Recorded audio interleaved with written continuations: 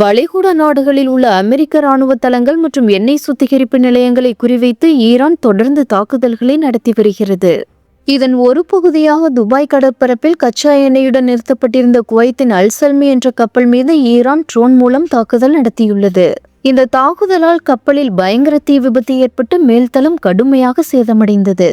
தீயணைப்பு வீரர்கள் நீண்ட நேரம் போராடி தீயை அணைத்தனர்.